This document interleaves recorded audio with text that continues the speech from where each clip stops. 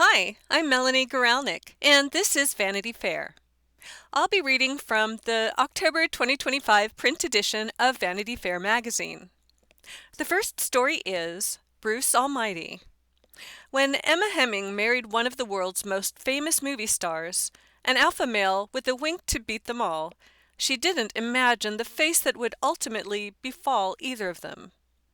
Now, as Bruce Willis grapples with frontotemporal dementia, his wife and caregiver tells Anna Peel how she is helping out others through the experience of the longest goodbye. By the time she understood something was happening, that part of her life was already over. Emma Hemming Willis did not yet know that her husband had frontotemporal dementia. The disease, known as FTD, affects the frontal and temporal lobes of the brain, which control a person's language and behavior, how they perceive the world and exist within it, their personality. These sections of Bruce Willis's brain, the sections that had made him an international movie star and, much more crucially for Emma, a protective partner and exuberant father who could find fun anywhere, were dying.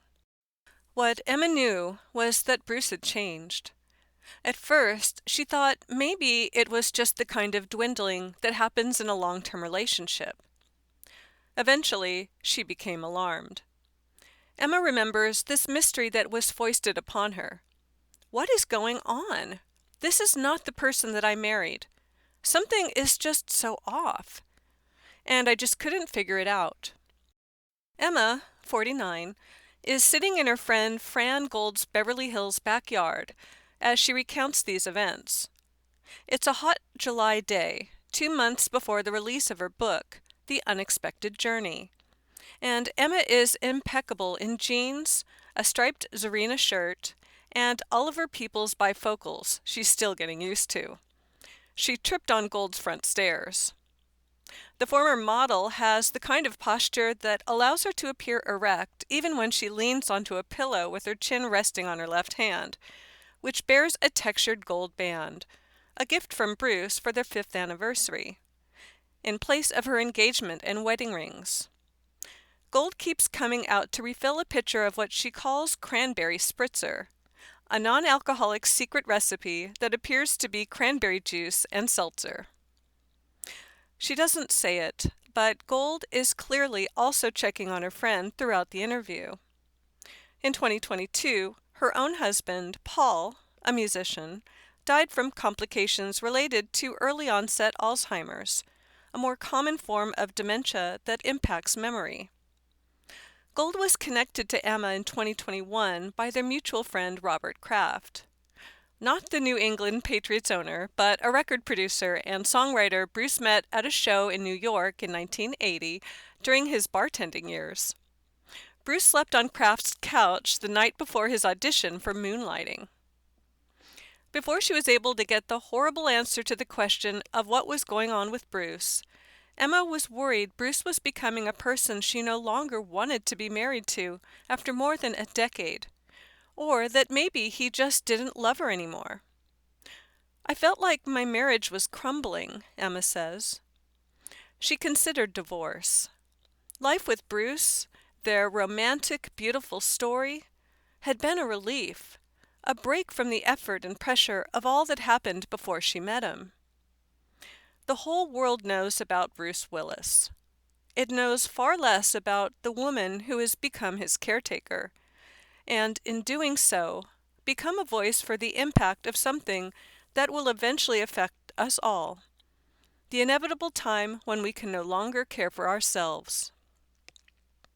After Emma's parents broke up when she was 7, there were times that she did not see her father for years. Emma's mother, Zarina, who had been a stay-at-home mom, now worked 3 jobs, including cleaning houses and handing out samples in the grocery store. When Emma was in elementary school, they first followed family to Tottenham, a neighborhood in London that was too rough for Emma to walk through unaccompanied, then moved to Costa Mesa, California. Zarina eventually became an agent, and then, when Emma dropped out of high school to model, she became her daughter's manager. I wasn't going to grow up to be a doctor or lawyer, Emma says, but she did realize she was profitably beautiful. And she saw a way to take care of her mother. I wanted to help her so she didn't have to feel like she was in this rat race of just trying to support us, Emma says. Modeling and doing little jobs here and there, where you would get a couple of $100, was very helpful for us in those early days. Perhaps because her mother was always around for much of her career, Emma realizes now she didn't have these horror stories. I think I'm one of the lucky ones that came out unscathed. Emma's couple $100 editorial shoots begat lucrative catalog gigs, and by the time she met Bruce at the gym in 2005, Emma was working all over the world, ultimately making enough money to buy multiple properties, including the Chelsea apartment where Zarina stayed when Emma and Bruce lived in New York. At the time, Emma was engaged to someone else. Bruce, however, told his personal trainer and his close friend and right-hand man, Stephen Eads, "I'm going to marry that girl one day." This is the part where everything changes for Emma the first time. It's also the part that she can't quite recall, except in seemingly unbidden moments that burble up. That Bruce's drink was vodka soda with no fruit, because he'd seen so many unclean hands handling lemons and limes in his bartending years. That men, straight men, gay men, whoever men, would seek Bruce out on the street and high-five him. That Bruce had a little crush on Diane Sawyer, so every time he stopped by GMA to promote something, Emma would show up. Bruce and Emma's actual relationship eludes her. What was our love story? How did we fall in love? She says, trying to summon what it was like when she was the happiest. It is so hard right now for me to tap into that time of our life, because I'm so wrapped up in what today is and what it looks like, Emma says. I hear that from a lot of caregivers too, that it's hard for them to remember. I'm so happy I'm able to talk to other caregivers now, to know that I'm not crazy, that this is a normal thing. Emma has lost the ability to play Remember When with the only other person who knows those early private moments. It's only Bruce and I that can be able to relive that and talk about that, or even remember that, she says. I can't talk to anyone else about that. Other people love still telling the stories. Ali Kavusi was a modeling agent, now managing partner at the Lions Management, Zarina insisted Emma should be friends with, who has now been her self-described gay bestie for a quarter century. He was with Emma when Bruce started contacting her regularly after they first met. It's not out of the norm that a model dates a celebrity, Kavusi says. But there was something about Bruce's messages that were just so humble and sweet and funny. I think he was like love-bombing me, Emma says, laughing. And I was like, I'll take it. This is great. Now we know that's not really what we should start falling for, but I totally fell for it. I loved it. Kavusi encouraged Emma to stop worrying and love the bomb. And when Bruce invited Emma to his compound at Parrot Cay in Turks and Caicos to celebrate New Year's Eve in 2007, Emma went, with Kavusi as chaperone. He met us at the dock, Kavusi says of Bruce. He made us feel so comfortable. It's kind of scary going into what we were going into.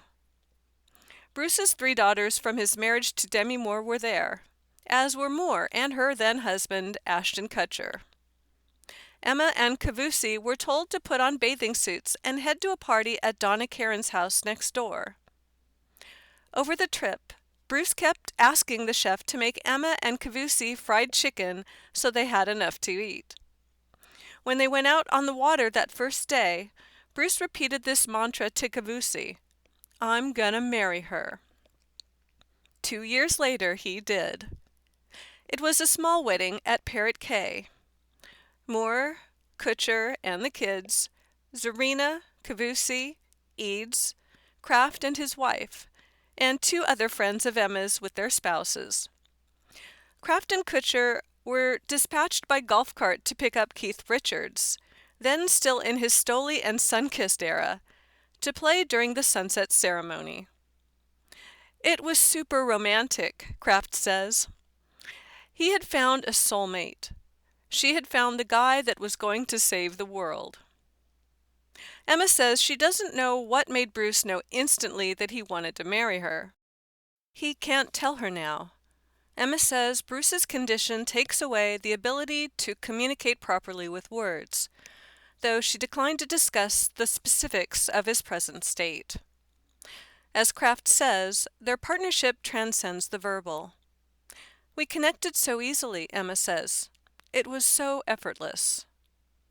With Bruce, she felt safe from the catastrophes she is prone to imagine. I'm a very fear-based person, Emma says. The day before our interview, she got her first ever iron IV because she was slightly deficient, and the nurse mentioned there's a very low chance of a very rare allergy to something in the IV solution, which they'd only seen once in 12 years. Emma was convinced she was going to succumb to this affliction and pulled out her phone to consult ChatGPT. I go to worst-case scenario, Emma says. That is how insane my brain works. What actually wound up happening to her family had never occurred to Emma to perseverate about. Bruce lived on the opposite pole, always very in the moment, Emma says. I don't remember really hearing about his stress or anything that he was worried about. That just wasn't Bruce. He'd hear about my shit all day long. He'd be like, "Chill out, it's going to be okay. What are you worried about? Everything's fine." He's always made the decisions, Emma says, of the security and stability of Bruce, whom she usually refers to in the present tense. He's still here. He knows what he wants and he knows what he doesn't want, Emma says. He is an alpha male. Then she slips into the past of that reality. I loved it. There was a liminal time between the known unknown and the wretched known, as they tried to figure out what was wrong. Even now, Emma still isn't sure when all of this started, which makes the timeline murky. But by 2020, she was sufficiently alarmed that she'd confided in Kraft, who had also been wondering what was going on with his friend. I listened, he says. I was optimistic that everything was temporary, was fleeting, and maybe that was just the Pollyanna in me. Because FTD is rare, with 50,000 to 60,000 cases in the U.S., though that is likely an undercount, and those with the disease are often younger than others with more prevalent forms of dementia, people don't associate its symptoms with any type of brain degeneration. Susan Dickinson, CEO of the Association for Frontotemporal Degeneration, says that expression of FTD can sometimes seem like rude or antisocial behavior. Stealing a pack of gum at the store or telling someone their dress is ugly. Doctors often misdiagnose the disease as bipolar disorder or recommend couples counseling. But everyone's disease manifests differently. Only Emma was with Bruce all the time, seeing things that couldn't be gleaned in 30 minutes by someone who didn't know him so intimately. Because Bruce didn't feel like anything was wrong, she eventually had to go over his head to his doctor. Are you kidding? Emma says when I ask her if Bruce would have been okay with that before he developed FTD. No, it's my husband. No, he knows what's what. He makes the decisions.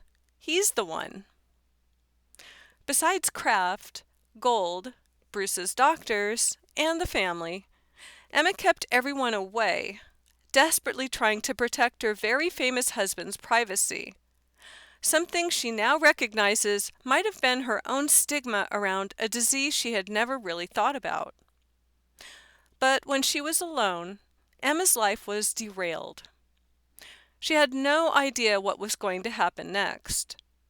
She was trying to parent their young daughters, Mabel, now 13, and Evelyn, 11, while simultaneously keeping the house calm and quiet for Bruce.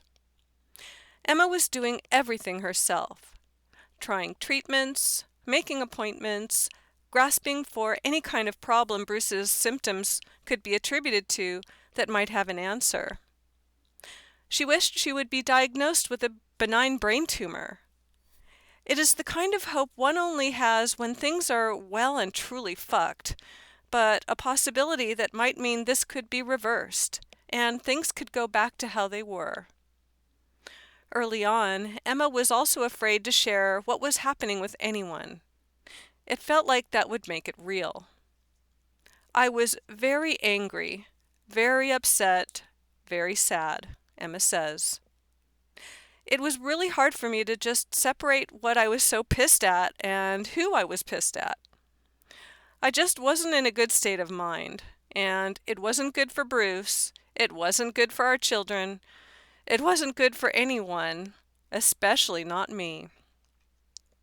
In Gold, Emma found someone who understood the pressure of isolation. Gold's also alpha husband had initially made her promise not to tell anyone about his dementia, which became increasingly personally taxing as well as difficult to hide when his behavior became more noticeably aberrant to friends. Gold told Emma that, from surviving that time, she learned just because one person gets the diagnosis doesn't mean both people have to die. Bruce would not be involved with his own coming out process.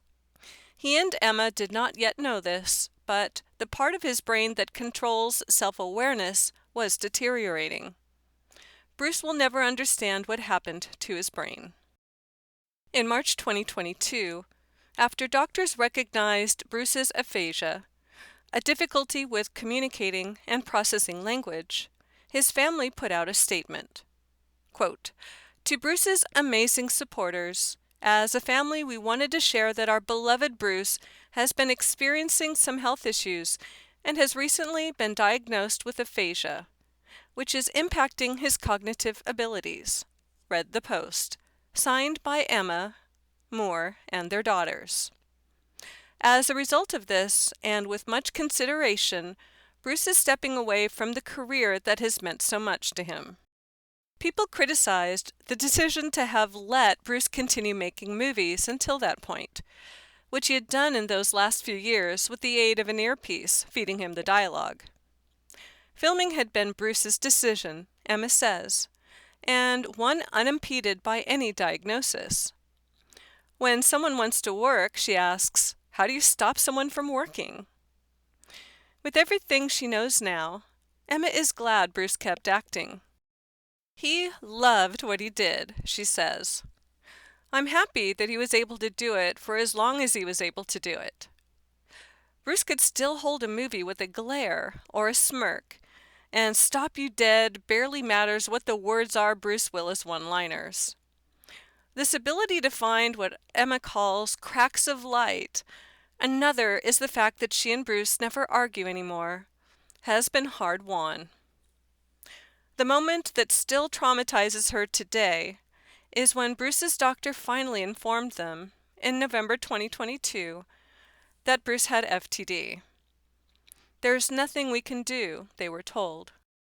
He handed Emma a pamphlet and told her to check in a few months. What was Emma supposed to do with that? There was and is no cure, and Bruce's disease was too advanced for him to enter clinical trials. Though the doctor couldn't tell Emma what would happen next, she never stopped asking.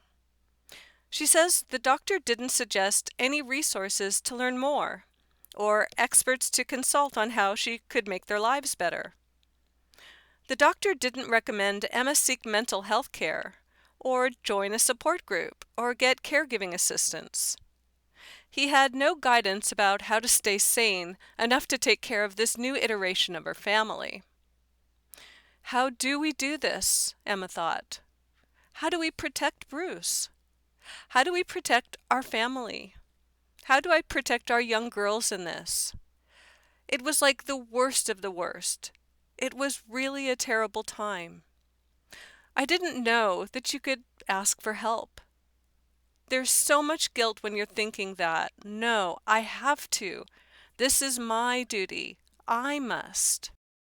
The doctor certainly didn't tell Emma what it would mean to watch a globally famous icon of everyman virility become, as Gold says she experienced with her own husband, more and more childlike. So it's like instead of having your husband, it just keeps declining. It doesn't matter that Bruce is Bruce Willis, Emma says. It's just happening to a real human being. And we are having a real experience in this. I am a caregiver as well as raising young children in this. As Emma was losing the ability to talk with her husband, she was beginning to use her voice publicly. Bruce is able to really highlight it and be able to shine a light on the places that are dark. Dementia is so common, and everyone is talking about it in hushed tones. I didn't want that anymore, especially for our daughters. She and the family announced Bruce's FTD diagnosis on the AFTD website in February 2023. Some early articles seemed to honestly misunderstand Bruce's disease, reporting that his aphasia had progressed into FTD when it was actually a symptom. This may have created the impression that things were declining faster than they were and opened the door to more misinformation. There was an article I remember that came out about Bruce that he has no more joy in his life, or this is his last Christmas, Emma says. She was tempted to try and correct the bad faith record before her youngest stepdaughter, Tulula, told her it was a waste of time. So, Emma decided to focus on people who could actually be reached. In the years since the AFTD announcement, traffic has tripled on the organization's website as Emma became involved in FTD advocacy work. Last year, 25 states officially recognized FTD Awareness Week. This year, a first-of-its-kind FTD bill passed the New York State Legislature that requires medical professionals to report every FTD diagnosis to a new registry of the disease, which is the most common form of dementia for people under 60. Emma went to the New York Capitol to promote the legislation, and she is starting to advocate for a similar law in California. Many publishers asked Emma to do a tell-all. "I'm not doing that," she said. She frankly didn't know if she could write any book.